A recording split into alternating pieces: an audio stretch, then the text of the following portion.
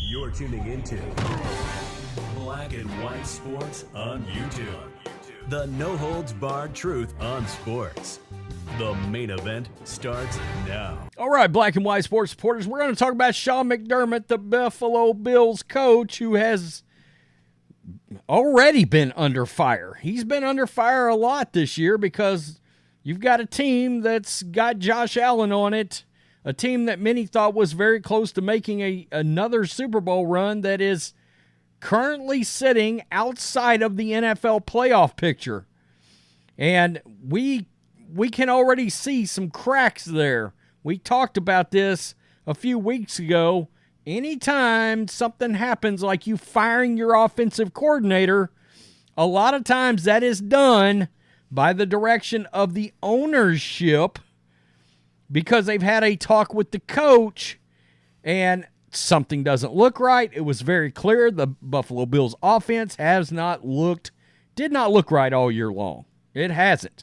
And the Buffalo Bills have underachieved. Well, many think that Sean McDermott's seat is hot. In fact, we cover the Patriots a lot. We talk about the Patriots a lot.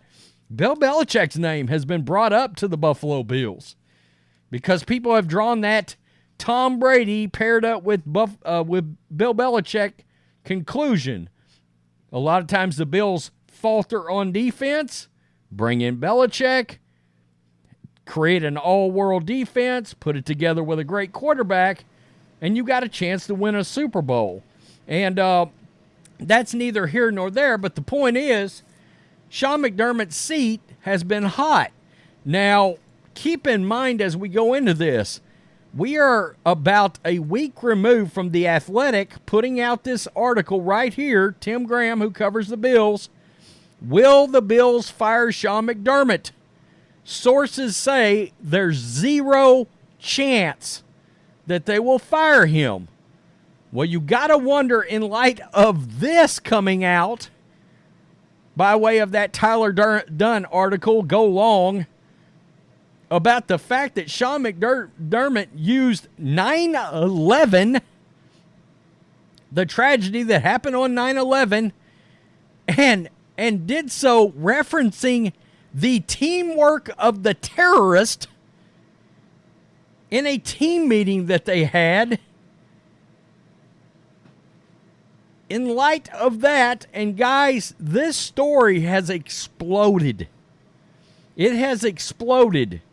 You have to wonder, is this going to be the catalyst that makes Bills ownership say, he's done. We're just done with it. We're done with Sean McDermott. From a team standpoint, we're underachieving, and now this comes out. It's going to be interesting what ends up happening with the Buffalo Bills. Now, this is exactly what happened, okay? This was a 3-part series that Tyler Dunn put out on his Substack. Consider the portion from Part 2 regarding remarks, and I'm sure this is Florio. It is. Regarding remarks McDermott made to the team during training camp in 2021. Quote, at St. John Fisher College in Pittsford, New York, McDermott's morning address began innocently enough, Dunn writes. He told the entire team they needed to come together. But then sources on hand say, and my guess would be former players, he used a strange model. The terrorist on September 11, 2001. He cited the hijackers as a group of people who were all able to get on the same page to orchestrate attacks to perfection. What? Why would, I'm baffled by that. Look, I'm at an age where 9/11 is the most horrific event of my lifetime, right? Many Americans, if you're old enough, you know exactly what you were doing, exactly where you were at when it happened, and it was horrific, folks, horrific. One by one, McDermott started asking specific players in the room questions. Quote, what tactics do you think they used to come together? A young player tried to methodically answer, what do you think their biggest obstacle was? A veteran answered TSA, which mercifully lightened the mood.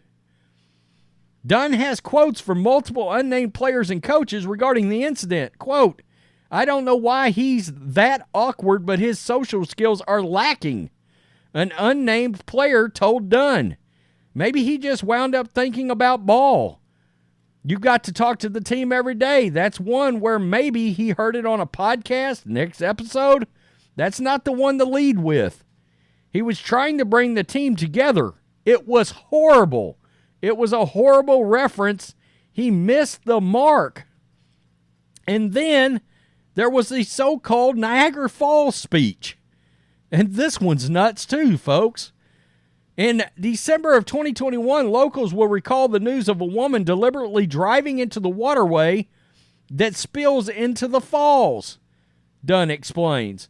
She drifted down Niagara River before her vehicle was lodged against a rock about 50 yards from the brink. McDermott studied up and pieced together a speech. The coach explained how members of the Coast Guard did everything they could to save the woman. He built up the drama. The players held on tight for an inspiring apex, and nothing. He said the woman died. End of story. The complete absence of a point had some players biting their tongues, trying their hardest not to laugh. And Florio would go on to say something about the fact that it's very Michael Scott from The Office-like. And we all know the lack of self-awareness that Michael Scott on The Office has. He even talks about a story where he talked about Meredith getting hit by a car, and the way he told the story was that Meredith had gotten killed. And then at the end, he said, "She's going to be okay." And one of the employees tells Michael Scott, "What is wrong with you?" ? So, this is the issue. Dunn's story will have many wondering what's wrong with McDermott and how long he'll make it in his current job. They're 6-6.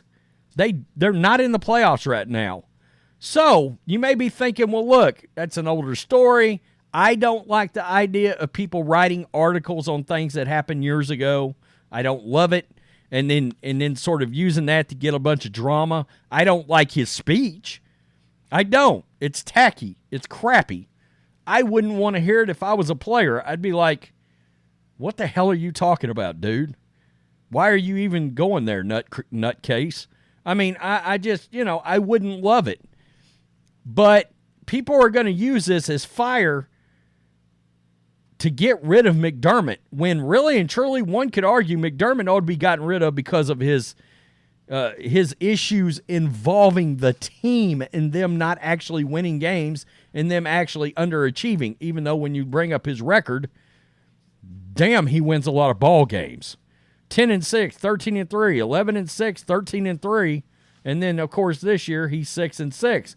But he's 68-41 in his career, and I can tell you right now, unless this incident scars him permanently, which it could, if they were to fire him, he's probably getting another job immediately. Maybe. And why I say maybe is this. This story has now made it outside of the sports world, and it is now making national headlines on national news media entities, okay? And anytime you break the sports media into the actual news cycle, that's an issue, all right? And the problem is the spotlight that the Bills ownership is going to view this as bringing on the team. All right?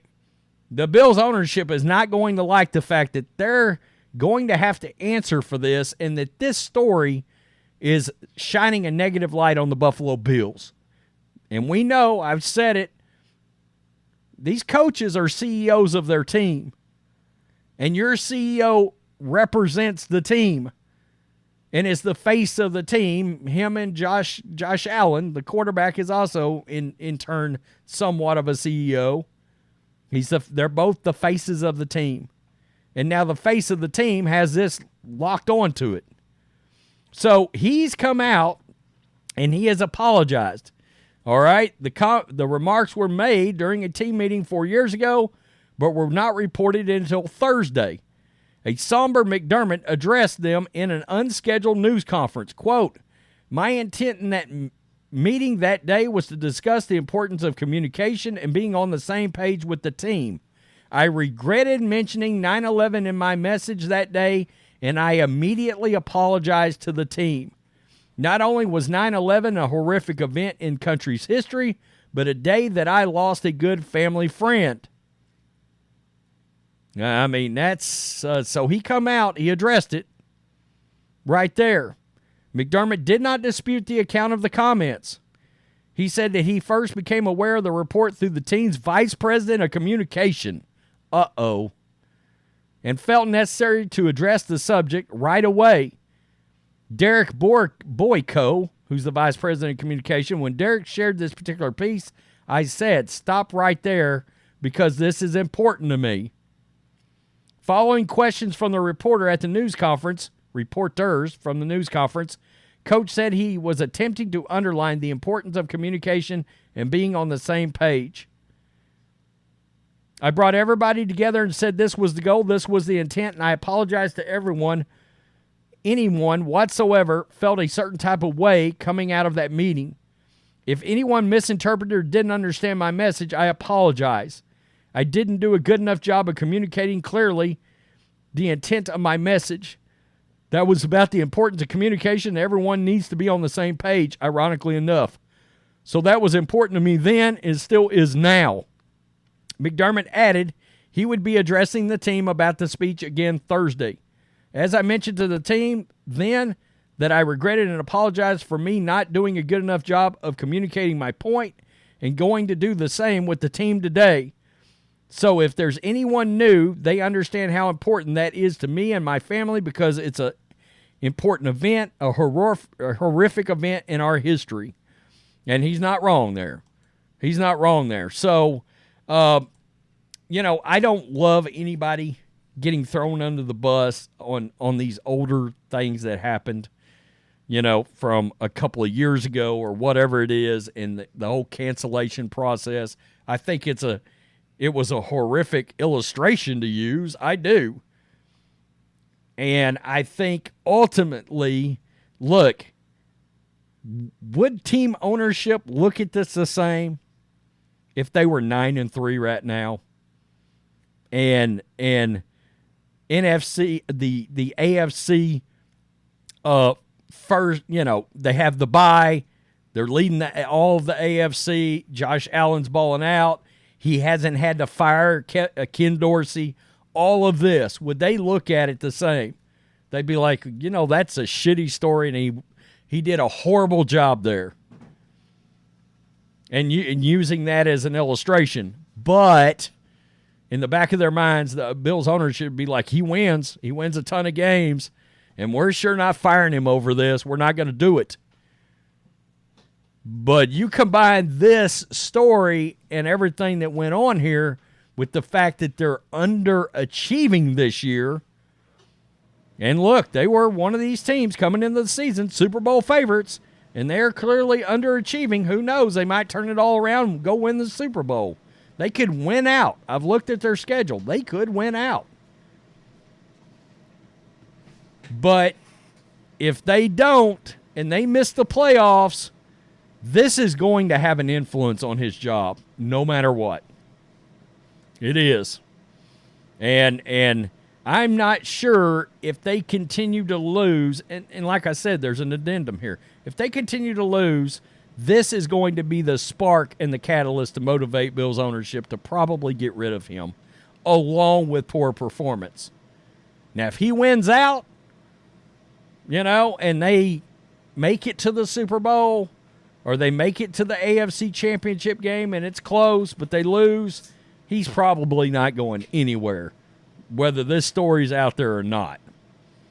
Again, 1 week ago, and I showed it to you, 1 week ago, sources said he's not going anywhere. But this story was a bad look. It was. I mean, I read this and was like, wait, why did he do this? What are you doing? What was your point? Why would you even go there? You know, I've said before, I managed in corporate for years. I would never bring up 9/11. Ever. I would know. I would never even cross my mind to use it. You know, so yeah, it's a bad look. Do I think he should lose his job for it? No. Do I think it'll be used against him if they continue to play poorly? Yes, I do. There'll be cries over this all over the place. So tell me what you think. Peace. I'm out. Till next time. Thanks for watching the show. Be sure to like, comment, and subscribe. Be sure to tune in next time on Black and White Sports.